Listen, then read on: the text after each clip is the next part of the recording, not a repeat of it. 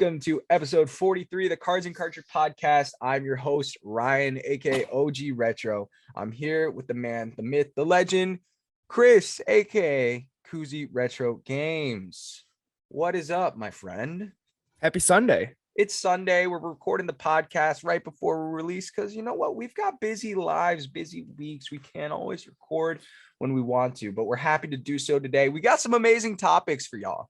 We're going to be talking about Pokemon Arceus. It came out. It has come. I've put close to 30 hours into it. We'll be talking about my impressions, little mini review. Of course, we got a bolo before that. We're going to be talking about difficulties in collecting, how we overcome them, stuff like finding finding how to price something when there's no sales history, hunting droughts when we're having a hard time finding items, when we have a hard time setting goals for our collection, stuff like that, or sticking to goals even. We'll also talk about what makes collecting retro video games different than other collectibles, which is pretty cool. And lastly, we have a new little game for the podcast called Collecting Would You Rather? And yes, that is exactly what it sounds like. So let's get into it. The Bolo. Now, this is an interesting one. And this is because it has just kind of come about now. Low firmware PS4s. So Sony as you know, Sony PS4, popular console, very popular console. For a while. If anybody wants to sell me one for dirt cheap, I'd be thankful. There you go. Well, the problem is, Chris, people are realizing that these low firmware, and it's not even that low firmware, anything pre 9.0, I believe, which was released like late last year, is able to be hacked in pretty substantial ways. And late last 2021 or 2020? I believe it's 2021. Wow. So not that long ago. Right. And that's why it's so substantial, because that means usually when you find an exploit, it's for firmware way back when. And I'm saying like hackers. I don't find exploits. It's like for stuff way in the beginning stages. But this is so late in the game that nearly every single game works with the 9.0 firmware without updating. So like usually they have compatibility issues. Say like if they hack something from, when the PS4 just came out, it won't support a game that came out 3 years after the PS4 came out. But now, since they hacked the 9.0, and that's literally last year, like everything can be just dumped, put on an ISO on a hard drive plate for free. I mean, you're pirating. We don't encourage that, but that's what people are doing. And that's why these systems are more expensive. So I actually just sold my personal PS4. I bought on Black Friday of like 2019 to play Spider-Man. Only game I wanted to play. I got such a good deal at it. I sniped it on Walmart for like $200, 2 controllers, Red Dead and Spider-Man for $200. I sold that same PS4 with no controllers, no games, I think for $250 the other day. Wow. That's what I'm saying. So, and that was like a good deal. Like I was hooking up a homie who didn't want to pay eBay prices right now for low firmware PS4s. Do you know what eBay prices are going? Like 300? It's like closer to 300. Wow. So it's something to look out for if you have a PS4 and maybe haven't touched it in a while or upgraded to a PS5. Now is probably the best time you're going to have to sell one of these. Like maybe it does actually increase in value since they'll be harder to find in the future, but now is a great time. If you're trying to sell one, now's a great time. And if you find a PS4, check and make sure. Is it just like system settings, firmware? Exactly. Super easy to check, about system, whatever. And yeah, as long as look it up exactly, but I believe it's anything 9.0 prior is what the desirable model is. And yeah, going for a bit more than even what it retailed for. So that's crazy. You never like sell like a used system for more than you bought it for. Well, just like especially like basic current system. Gen or last gen even. It makes no sense. Like a last gen system where it's like, it wasn't even like some special edition. No, PS4 Slim. Yeah, just like it was the black standard one. Like, yeah, crazy, dude. So that's definitely something to be on the lookout for, man. Early firmware, not even early for, I keep saying that, it's just like kind of old firmware PS4s, and they're a lot more expensive, I guess. People are like hacking them. That's awesome. Yeah, man. But let's get what I've had so many people hit me up about this topic and asked me, when are we covering it this Monday? Like, are we going to cover Pokemon? I have to talk about it. Chris obviously didn't play it, guys. We knew that. I almost did. I know. And you know what? I have to give Chris credit. To those listening, he did say he almost traded his buddy or got his friend to give him a Switch to play it or something. Yeah, my buddy bought a Switch Lite and downloaded Pokemon Arceus on it, and like he hated it, and he's like, "Would you want to buy this for me?" And I made him an offer, and I'm like, kind of explained how like I'm gonna play through Arceus and then like resell the Switch Lite, and it's like Arceus unfortunately doesn't have any value. I have a question. Wait a minute. For someone that collects everything and has like one of every, why wouldn't you keep a Switch? I have one, but it's sealed. I don't know. I'd maybe $5 at a garage sale one day. Okay. All right. And it's like I have so many other things. I'd rather get a PS4 or an Xbox right now. That's fair. That is what I want. And I'm like, because when I was at my parents' house, I like wanted one because like buddies would play online. You always told me we need to play together. And it's like at my parents' house, I didn't have the space to set one up and actually have my own space to play. Yeah.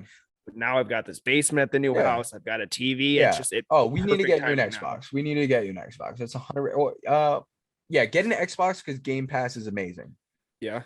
Game Pass, $15 a month. It might sound like a lot, but you have access to everything for free. So like and Xbox games that come out like day one stuff when it comes out, you get it for free. Oh wow. It's not every game, but most games, and anything developed by Xbox, like Microsoft themselves. Halo was day one Game Pass. Forza was day one Game Pass. Like, so I don't buy any Xbox games. I just have Game Pass and just. Which Xbox One do you have? I don't even have an Xbox. Oh, my brother has an Xbox One S, or no, the new Series S. Yeah, but I just have my PC and my laptop, and I use so I can stream both to that.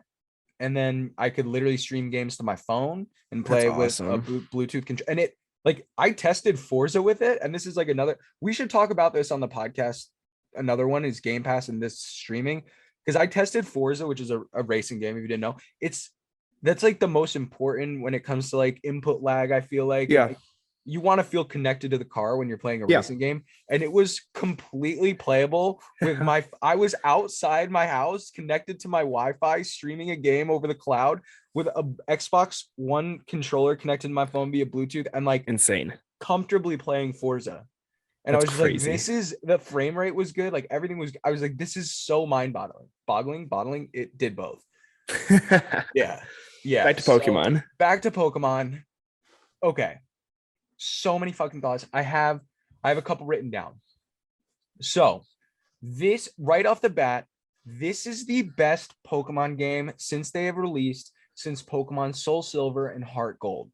Those games were incredible. They took the 2D environment we knew and loved, absolutely threw it on its head, changed it, gave us Pokemon that could follow us.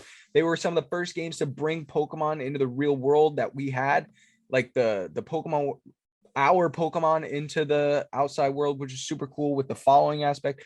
Pokemon Arceus is everything you dreamed of as a kid for a Pokemon game in a Pokemon game. And I say that with just like one or two reserves. There are like one or two things I wish we could have had, but then I'll get into that. So right off the bat, the open world or the almost open world is fantastic. There are a couple limitations. You can't fast travel without going back to the main hub, sort of like between continents or between main towns. And you have to do that, which is kind of weird. But just being able to roam completely free in some of these towns and all of these places and like explore like it feels like Breath of the Wild. Yeah. It feels like a Zelda game, which is insane. I mean, I have a clip. The first time you're able to control with like both the analog sticks, which was nuts, absolutely crazy. Just is it first person? Is it first person? Yes. Yeah. I'm like trying to think. Yeah. Well, maybe it's no. Why can't I think of this? Are you looking down at your character, or are you looking at the game through the character's eyes? Okay, it's third person until you go to throw a Pokeball. Then it shifts into first person. Yeah. So yeah, it's like a top-down view of the character and whatever. And then if you throw a Pokeball, there's motion controls and dual analog sticks. So it's actually like pretty dope. So catching mechanics are new, incredible. The battling system is new. There's agile, there's strong attacks, and depending on, it's like kind of more like a traditional RPG system where there's like a battle timeline. And like if there's multiple, if you use agile type moves, there's chances that you can do 2 moves in a row before your opponent does one. Strong moves obviously does a little bit more damage at the cost of taking a little bit more time to like reset for your next move. And there's definitely a lot of strategy in these battles. And I will say the difficulty level is something that I love.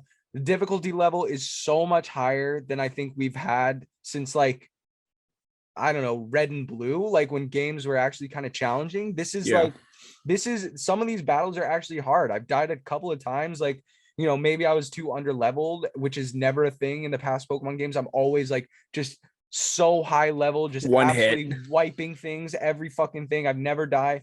This is so different. This is very humbling. The first time you encounter an alpha Pokemon, which is like these really strong Pokemon, like saw this alpha Snorlax, and everybody, this isn't a spoiler, it's like one of the first things you see.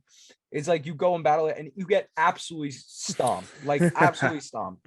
And it's very cool that it's cool that it's hard again. Like I am so about having it's not like impossible. It's not the hardest game I ever played or anything by any stretch, but at least there's some element of challenge and like risk and penalty. So like if you die, you lose items, and you can actually, there's a cool mechanic called like the lost and found. So you can find other people's items that they've died with and return them to them, and then in change you get like a little something. And same with you, someone can find your lost items, and so it's kind of cool in that way.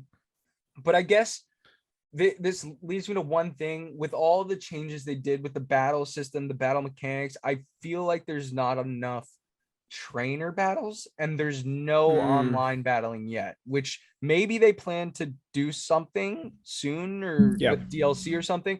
But like I've seen, and I'll be honest, I've seen a lot of people criticize that there's no like end game, no post game, but I don't think these people have gotten to the end game or the post game that are criticizing it, because I played the main story in 26 hours, and there's definitely still like, 20 hours of content, I'd say, by like completing the Pokedex and doing all the challenges and stuff. And they're fun. Like I'm getting tons of missions now still after I beat the game. So like there's definitely more content, and there's so many side quests. So I think this game really did well in so many areas. What did you think of the kind of the playthrough time? So you said it took you 26 hours. Did you feel like that was a decent amount of time? Yeah, I thought it was perfect. So you were talking about that, and while you were talking about that, I looked up on GameRant.com, and it goes through a list of a bunch of mainline Pokemon games and how long it actually takes to beat the games. It has Pokemon Arceus listed last, taking like the quickest. So it has Pokemon Arceus at 21 hours to beat. Coming in at 15 is Pokemon Sword and Shield at 24 and a half hours. But the thing is, you could totally beat Pokemon Silver in under 24 hours. Here it has Red and Blue at 26 hours. That is so cap. There is no way. The first installments in the series came out at a time when games were typically a lot shorter than they are in the modern age. The first adventures in Kanto did buck that trend somewhat, though, with many players sinking well over 25 hours into Gen 1 games in their first playthrough. Sure.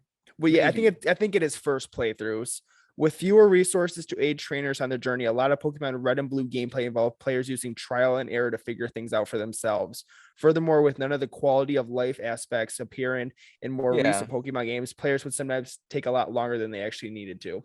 I agree with that, but I also don't think there is no way that a Pokemon still, if you have any idea of what you're doing, if you have a guide next to you, which a lot of us had as kids, I think this is just raw first game plays. You never played that's Pokemon bullshit. before. But that's not how people. That's not how it should be. That's because that's not an accurate. Like, how can you accurately measure that time without? I mean, gameplay time is subjective, I feel like, to everyone how they play, but like I feel like the most measurable would be if you did it with a guide. And like, no, but then you got to factor your time to read through the guide, figure out where you're at, figure out what to do. But you could also Google. Then what's just using a guide and Googling it? Well, yeah, it's fine. That's fine. Coming in at 8 of 16 is Pokemon Emerald at 30 and a half hours. That makes no sense. I don't like this list. On this. Yeah, I think this list is bullshit. I think because, and even if these games do quote unquote have 30 hours of gameplay, it's not nearly as enriching and world building, and these are all games I love, like Pokemon Silver, Pokemon Emerald, games I love, but there's none of these games do what Pokemon Arceus has done. This one's gonna piss you off then. Yeah. Number 1, the longest Pokemon game to beat according to GamerRant.com, Pokemon Diamond and Pearl at 41 hours.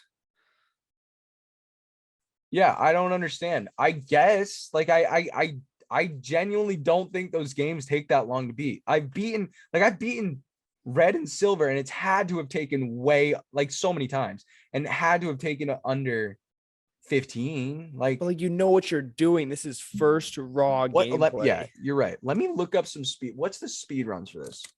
Pokemon Red 100% speed run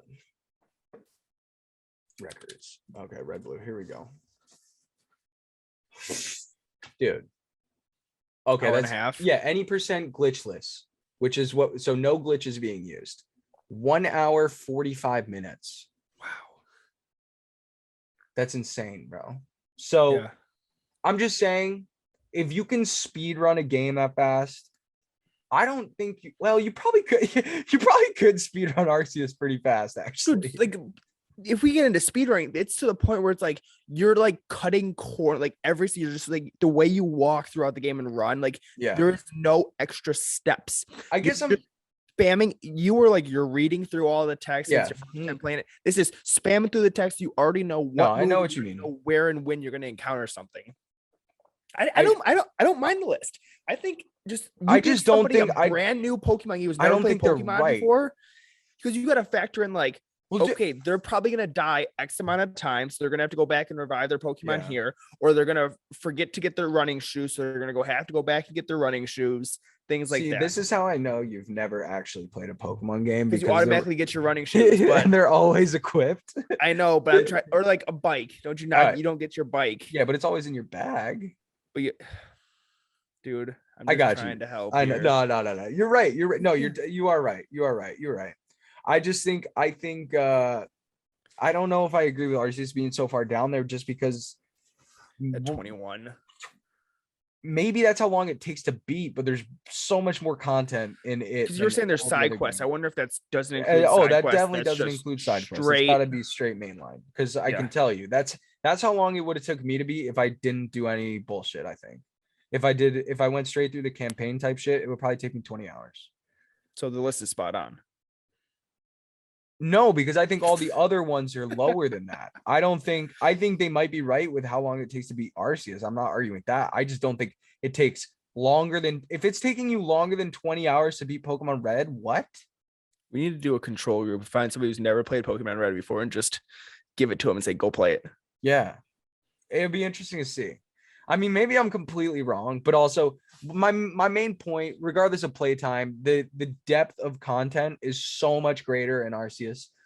The couple of gripes I have, graphics being at the height, and I've never complained about a Nintendo graphics before because I know it's not about that. It's about the gameplay. But like, this is pretty laughable. It's honestly, I feel like it's worse than Sword and Shield. Like, I don't know what. Yeah, dude, it's bad. Like, some of these textures, when you go into a cave and you're just any outline, there's like a white jagged outline around all. It looks like something you're playing on the Game Boy or the N64, dude. It's legit bad. It's legit bad. And sometimes I play and I'm just like, damn, like, what the fuck? Like, how do they get so much right? And then also just the graphics are just so laughable. Like, because we know what's possible on the Switch. Like, we have games like Wolfenstein, like what's that? The Witcher 3 is on the Switch. That is insane. The Witcher 3 runs on the Switch and looks good. Fortnite runs on the Switch and looks good. Why can't Pokemon look decent? Like Pokemon looks not bad. Some like third-party licensed Game Freak and Nintendo. Like, this is, why does it have to be this way? Are they going for like the classic look? No, there's nothing classic about it. They're just lazy. It has to be laziness and just lack of care, because it's just what is it, dude? I know I can't do it. Like, I'm not saying I could do this any better. I would do it way worse. I draw stick figures, but I don't understand when I see other stuff and then see this. It's discouraging. If you see some of these photos, dude, the textures are so bad. They're so bad, and you're just like, what the fuck is going on? So that's one of my gripes. And then, like I was saying before, some of the long-term playability questions, like the post game is great so far. I like it, but stuff like trainer battles, there is trading in the game, so you can trade with your friends, which is cool. But yeah, like trader battles, breeding, like I know a lot of Pokemon players like doing the shiny breeding and making really powerful Pokemon. I don't really know how it works. I know a lot of people like doing it. Never gotten into it, but it's not in this game. So maybe they'll add that, but we'll see. So far, incredible. I'm gonna give it, if I was gonna rate it on a number scale, I'd give it like an 8.75, like an 8.75.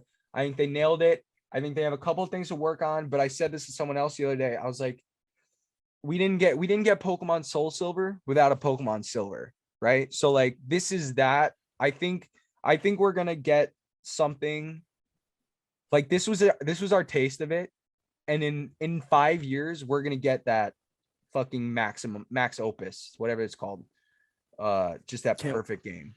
Can't wait to circle back to this in episode 275. Straight up. But yeah, that's it, dude. That's it. You got to do some talking, so take us on the I'll hopefully play it soon. Yeah, that's what I'm saying. Difficulties in collecting and how we overcome them. Chris, why don't you take us through this? Yeah, so everybody goes through difficulties in their collecting journey. And I was thinking about this, and we've talked about like space issues recently because I got a new house and a game room. They got me thinking about this topic. And one thing I'm going through right now is like a collecting lull. I like the word lull. It's winter here in Michigan. It's cold out. There's no garage sales. People don't want to go digging in their attics or their sheds for their old games or their basements. Nobody wants to do anything.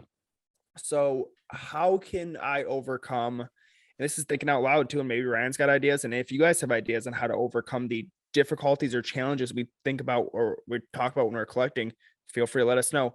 So expanding your horizons when collecting, like a big way I get my games for my collection and inventory is garage sales. And obviously being in Michigan, there are 0 garage sales right now. It is 10 degrees outside and there is snow on the ground.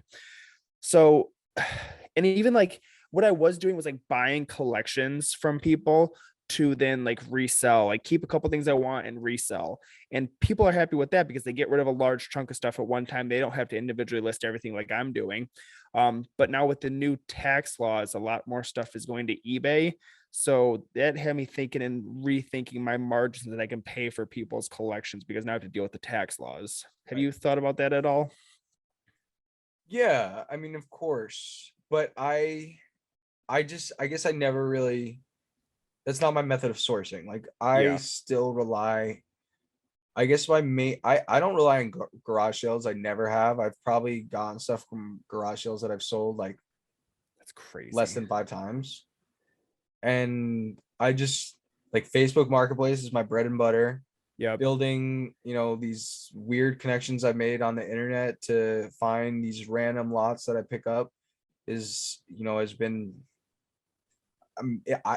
I want to say a lot of it's luck, but I think a lot of it's just time put in. Like I spend so much time on the internet. Like, that's one thing I'm lacking too right now, is you said like Facebook Market, and I used to be big in Facebook Marketplace, like checking it multiple times a day, and my strategy on there. Yeah. And like with the house, I've been too busy, and like there's always time. You can lay in bed for 5 minutes before bed and like check Facebook Marketplace. Yeah. Or instead of scrolling on TikTok, I can check Facebook Marketplace real quick.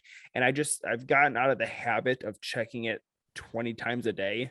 And I just need to do it. Like, open Facebook Marketplace, quick scroll through. It takes a minute. And just if you see anything posted, snipe it if you can. Yeah. And so that's really what I do. And I also like sometimes I'll go to eBay and look for stuff. Like you can still find good deals on eBay. And yeah, you're gonna have to pay taxes. It's how it It is. just is what it is. And I've always said, like, if taxes kill your profit margins, you need to rethink your profit margins. Yeah. So rethinking how I pay for things. Yeah, exactly. And you might not be able to go up as much in terms of price, but people might understand that. I don't know. Yep.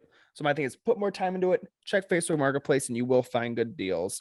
And now, Ryan, you had one, you're like collecting goals and not knowing what your collecting goals are. I think like sometimes it's hard, or at least like I mean, this really applied to me before I feel like I started focusing, like I have a clear collecting goal right now, but even within that, sometimes it's hard, and I'll get into that. But like before I had the clear collecting goal of acquiring all the retro video game or all the video games that I loved as a kid, brand new, so sealed and then graded, like that is my current collecting goal. It's like that's what I want. Yep.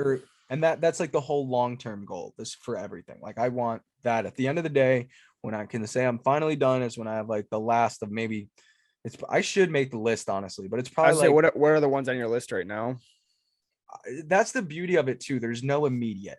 And maybe that's where my goal is a little cloudy. Like it is probably a list of like 30 games that I'd probably want one day, right? Because 30 games as a kid that I really loved.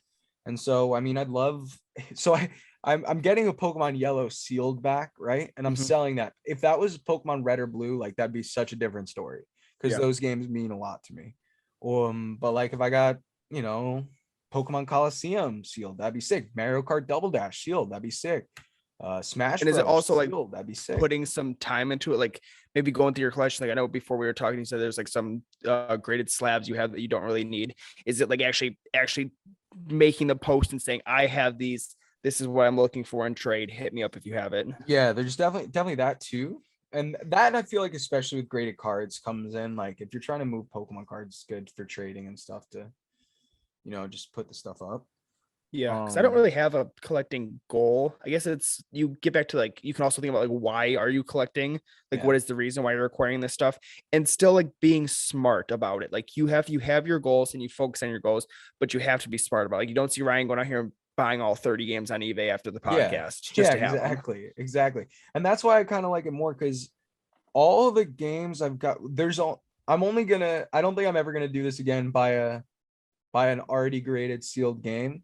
Even though I love my copy of Silver, like I guess I don't love the way I got it, and I wish I had gotten a sealed copy and subbed it myself, or wish I found it. And it's not like a huge regret, right? It's not like some major, like, but the story around it. No, I don't. I just like personally, like I know for myself, it was so much cooler getting the copy of God of War that I got, or getting the copy of Snap that I got. And those are both things that I traded for. Like you and community got me the Pikmin. So that's a great story. Like, and so I love that aspect, and just buying the silver is kind of lame. Buying it, I don't think I'd mind it as much if I bought it ungraded, but buying it graded is kind of lame, I think. But I'm still so happy to have it. And it's check off the list. But what I'm saying is, like, for those next, 28 games, whatever it is, I would love to continue knocking those off the list by either finding them in the wild, which is still possible, trading in for your local game store, trading to local game store, trading other people, like the God of War, dude. I traded, a bunch of bulk Pokemon cards for someone, found this God of War in the thrift. It graded a 9.6 A+, like out of a thrift store, bro. Out of a thrift store. And that's a game and I don't care about, really. I do care a tiny bit about the value of my graded games. Not that I'm selling them ever, really. But it's just nice to know. Dude, I can't wait till pop reports come out for everything. It's gonna be nuts. But what I was saying is God of War 2 has just a very smooth, steady increase, which is crazy. And that's just one that I probably paid like $80 for in Pokemon card value wise. Yeah. Dude, like I sent you the other day, like people are grading Wii Sports, like the cardboard sleeve Wii Sports with WADA. I'm like, that's so sweet. I have one. I just need to send it. Yeah. Send it. That's one I would love as well. Like, seriously. It's just the childhood stuff, and that's the goals thing. And I guess sticking to your goals and not straying from them is important, I think. But also just having those goals is important when you're collecting. And like, even if it's a wide goal, like Kuzi has the wider, more broader goal of just being smart while adding to his enormous dope video game collection. And it's like, that's cool. He's focused on that, and he knows that. Like, you know what I'm saying? It's not like you're just blindly doing this. Definitely. Like you are got a system and process on how I get things, and then just keeping the things displayed, and just knowing everything. And like, so that goes along with like values too. And it's like, when you find something and you don't know a value to it, like there's very little eBay sales history. And I've talked to a couple people, and people like, how do you find your stuff? How do you find your stuff? And my answer every single time is Facebook Marketplace garage sales. And people are like, I don't have a Facebook. I don't like Facebook. Or I haven't used my Facebook in years. And it's like, you don't have to like have a Facebook and add your aunt back on Facebook and have like your real name and picture. Like, you can create a Facebook and use just for the sole purpose of this. You just make a fake name, have a golden retriever as your profile picture, and just use it for Marketplace. Nobody's gonna question that. Or you can join all the groups. And the big thing I love is Facebook groups. It's like, Facebook groups are awesome. I don't know they have something for everything. They have like they literally have just generic what's this worth groups. So if you're a reseller and you find a baking dish at the thrift store, you're like, hey, I don't know anything about this baking dish. What's it worth? And somebody will know what that baking dish is worth. Or they have, God, the action figure groups are insane. You can post this little plastic sword with no marks on it, and people will know what character it goes to. It's absurd. Get a light. I'm just kidding. Like, if you typed in little plastic sword on eBay, a billion things would pop up. So it's like, join these groups and just use it for Marketplace. Like, I know people are like, Facebook's dumb, Facebook's dead, I don't like Facebook, I don't want my aunt knowing what where I'm going out to lunch. You don't have to like put any of that out there. Like, you are missing out on so much on Facebook Marketplace. And even like I said, like, these groups is like a knowledge base, but people still post like crazy things for sale on there. And if you're looking for grails, like, they could post them in there. You can use it as an I'm in search of this. Like, hey guys, I'm in search of this. People will have it. People trade in, and like, there's thousands of people in these groups. It's not some small little community of 40 people. And that's the thing. It's so powerful. That's why, like, you might think like Instagram is so small in comparison to like something like Facebook or eBay, where you have millions and millions of users able to see like what you post or what you list for sale. So you got to. I post something on Instagram. I'm like, who knows what this is worth? And my story gets like 300 views, and it's like, nobody could hit me up. But I post in the Facebook group that's got 7,000 people in it. Somebody's gonna know what it's worth. That's a good point. I hope I inspired somebody to make a Facebook. Hell yeah. Let's go on to our next topic. That was good. I hope you guys got something from that. What makes collecting retro video games different than other collectibles? Yeah, so this was a very broad topic that I just thought of. And because people collect everything. People collect newspapers, people collect spoons. But like, what makes retro gamers and retro games such a, where am I going with that? What makes it different than other collectibles? Like, do you have any ideas off the top of your head? Definitely. Right off the top of my head, I think it's media that you can play. Like, it's interactive media, which makes it different than a lot of collectibles. The fact that it's not just like a box on a shelf, it's something you can put in a system and like experience in a way that's more than just visual. Like, yes, it's a whole experience like that. From like the visual aspect, like people collect movies or VHS, and like you can collect movies and I'm not dissing on any other people who collect any other types of things. I'm just kind of comparing and contrasting. But like, say you collect movies, like you'd have to sit down with like a buddy and watch like a 2.5 hour movie, versus you can just grab a game off the shelf, pop it in, play it for like a half hour if you wanted.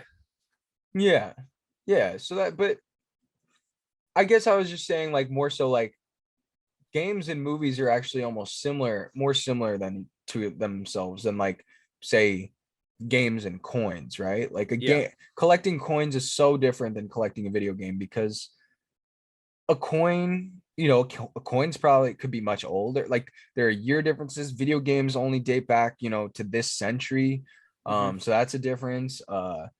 there are, just the way you experience it is so different than every, like, magazine comic book collectibles. You can see the front and the back, and that's it. Yep. It's just, so there really are so many differences. And then also, like, as someone who collects both, like, I'm a big collector of both video games and cards, like TCGs.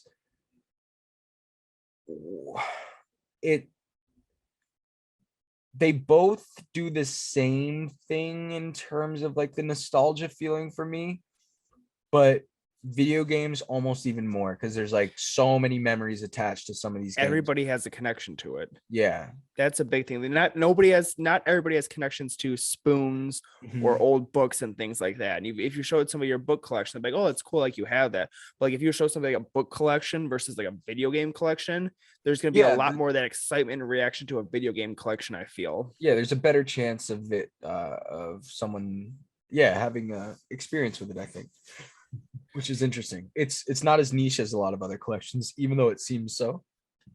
But then, like, it's not as niche, but then you can get into, like, it's the video game. It can be as niche as you want it to be. So niche, because if you will start looking at like print runs of NES games, like one NES game can have 7 different print runs, and that may be your thing where you're trying to collect every single print run of this NES game.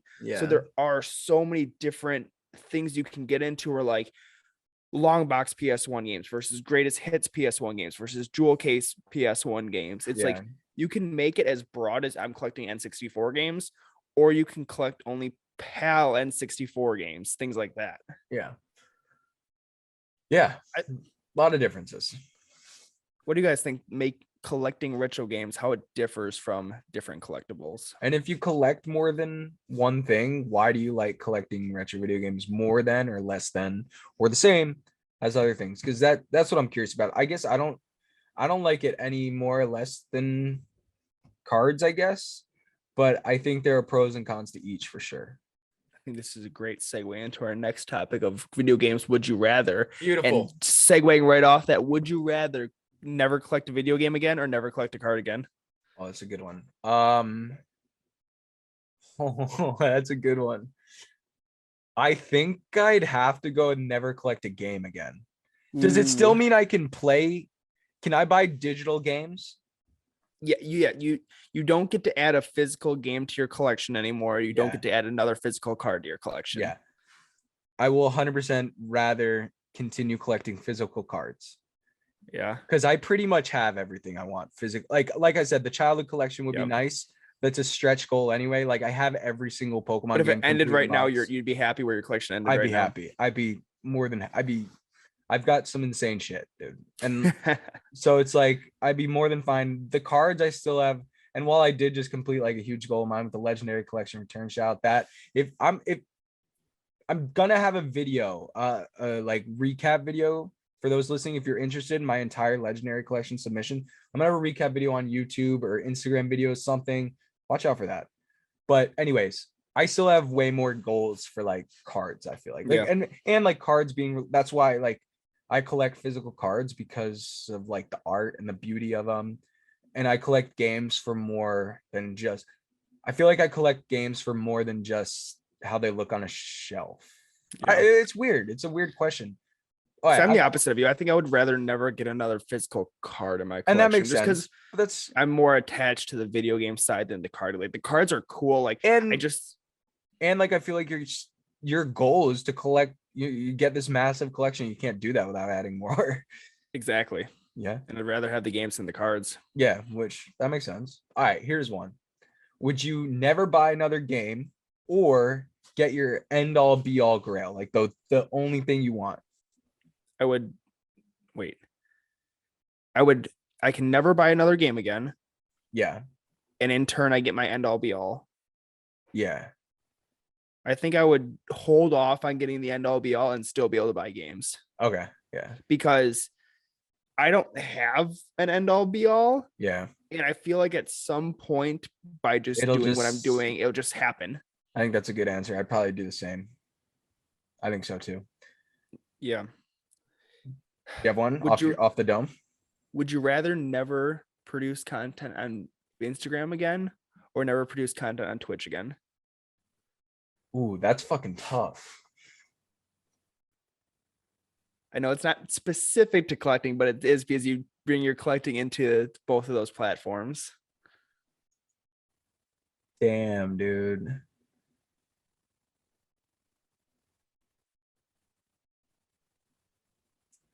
Fuck. Could I use TikTok? Yeah, you can never post on Instagram again, or you can never post on Twitch again. I would never post on Instagram again. Wow. Keep Twitch, transfer my Instagram to TikTok. Yeah. Yeah. That's what I I thought do. you were gonna go Twitch, never do Twitch again. So you can bring the liveness back to Instagram, even though it's a shittier version. I guess bring you're the right. liveness back to Instagram, and like you have like said, like you enjoy like taking photos more than like doing a reel. Yeah, I don't know, but I think I also really enjoy what I do over on Twitch, and I don't know. It's tough, and I just think Instagram's kind of dead. I don't know. Like, Yeah. I feel like it might just be time to move on anyway. Who knows? Foreshadow. No, I'm just kidding. But here's one for you. Okay. Would you rather? This is very specific. Would you rather a CIB copy of stadium events or a sealed copy of Pokemon Red? Oh, that's tough. Oh, that's tough. That's a good one, right? Yeah, because the CIB copy of stadium events is worth more. Potentially, yes. You could. So I'm gonna base it off of the sealed copy of stadium events is worth more. No, it's a CIB copy of stadium. Oh, sorry, yes, CIB stadium events is gonna be worth more than the Pokemon Red in my head for this situation. But somebody comes over and this is what I love. They look at my shelves and they're like, "The hell is why do you have a game that's worth 35 grand that's track and field versus holy shit, you have a sealed Pokemon Red?" Yeah. I'd have to go stadium events, I think. And wow. I don't think from a value standpoint that that plays a factor, but even just like posting it on Instagram, people have seen sealed Reds. It's not uncommon to see a sealed Red. It's uncommon to see a CIB stadium events. So I think it'd just be like the people who know about it. It's more of a flex. Because I would show the people, your buddy comes over and he's gonna see your I've got a CIB copyright. He's gonna see my CIB copyright and he's gonna see a sealed copyright. Yes, he may be like, cool, oh my god, you have a sealed copyright, but I don't think he'd put two and two together like, holy shit, it's a sealed copyright. He would just see Pokemon Red. Yeah. I because you don't collect NES like that either. No, I don't. That's interesting. I think I'd probably take the sealed copy of Pokemon Red and grade it, and it might be worth more than stadium events at that point if it was nice. Yeah. Oh, that's a tough one. I liked that. That's a brain teaser for you. Yeah, I liked that a lot. You want to do one more? Yeah. Do you have one off the top of your head? I don't. Yeah, I don't. Would you, I guess you could say, like, would you rather never play a battle royale game again, or never play a new Pokemon game again, or never play a Pokemon game again? No, the first one. Fuck a battle royale. Battle royale. I love Fortnite, and you're not gonna see this, but if you already saw that clip did you see the clip on Instagram I posted on my story? So. Bro, the craziest Fortnite clip I think I have ever had happen. If you're listening to this on Monday, you might still be able to see the clip. Go watch that shit back on my story. It's nuts. Yeah, I love Fortnite, but nah, Pokemon for sure. Especially with Legends Arceus being as good as it is. 8.75. You heard it here first. Is that it though, Chris? We got everything we wanted to talk about today. We've had a great episode. I gotta say, it's been lovely. I think so. We did have a viewer question, but we already covered it in this week's episode. Retro Gameski asked, do you have any strategies for scoring off Facebook Marketplace, Mercari, and or OfferUp? My answer to that is just be consistent. Be consistent. And I was actually talking to someone about Facebook Marketplace today. Dude, it relies so heavily on the algorithm in the sense that it latches on to the more shit you click on in Facebook Marketplace that is like video games or cards, the more shit it's going to show you like that.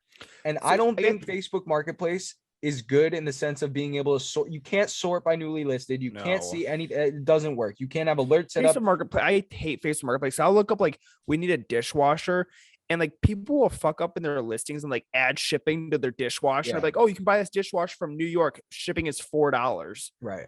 And so it sucks there. So I guess what you just said, even if you don't want to buy the item, click on it. Yeah, exactly. All right. Retro Gameski, thank you for the question. Thank you for everyone who's listening. Make sure to hit that follow button, that like button, that subscription button on YouTube, wherever you're listening to. Make sure to do the things that help us be seen by the overall population. We love you guys. Have a great rest of your week. Make sure to ask that viewer question. Make sure to tune in to live claim sale every Thursday, 8 p.m. Eastern time, twitch.tv/OG Retro. And make sure to, I don't know, play some games, do something. Chris, peace. See ya.